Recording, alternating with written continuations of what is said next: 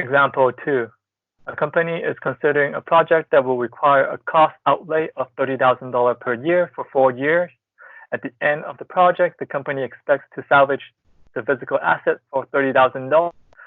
The project is estimated to yield net returns of $60,000 in year 4, $40,000 in year 5, and $20,000 in each of the following 5 years. Alternative investments are available yielding a rate of return of 14%. Compute the net present value of the project. So step 1, what we need to do is map out the timeline and all the cash flow.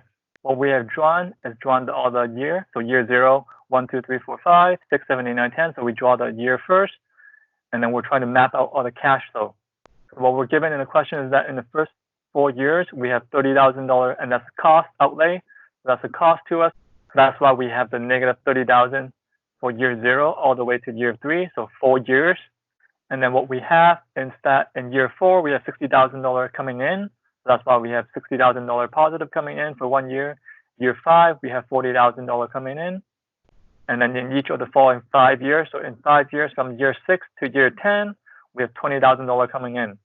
And then the salvage at the end of the project is that we're getting $30,000 at the end. So what that means is that at the end of the project, we're selling all our assets. So therefore, when we sell our asset at the end of the project, that means we're getting $30,000 at the end. So therefore, in year 10, we're adding the $20,000 plus the $30,000, and we get $50,000 in year 10.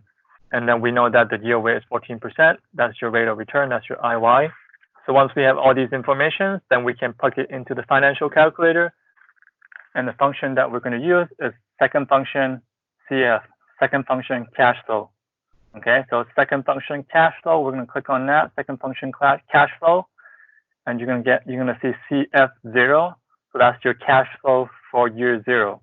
So our cash flow for year 0 is 30,000 negative, and we're going to put that in. So 30,000 negative, and then press enter. So that's the cash flow for year 0. And then we arrow down, we go down.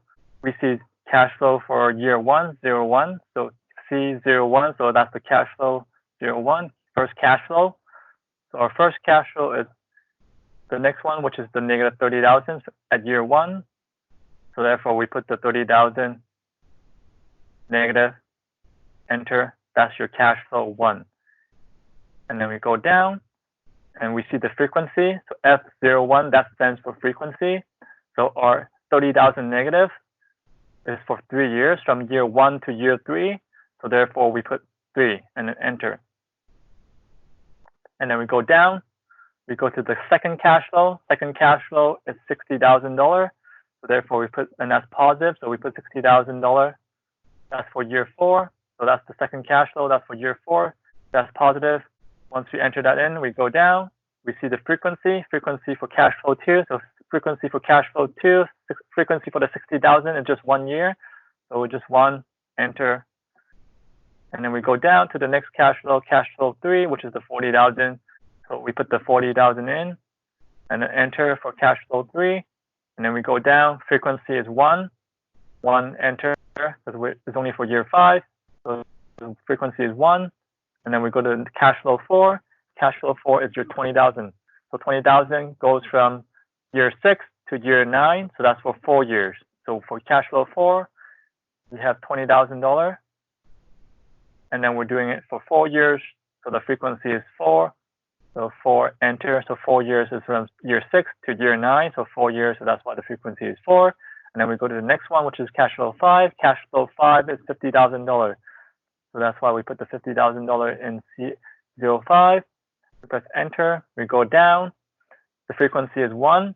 It's only for year 10. So the frequency is 1. Enter. And once we have done that, we look at the question. What we're calculating here is the net present value. So we press net present value. It will ask us for the I with the interest rate. So the interest rate is 14%. So therefore, we put the 14% in. Enter, 14, enter. We go down. We go down to NPV, and then we press compute.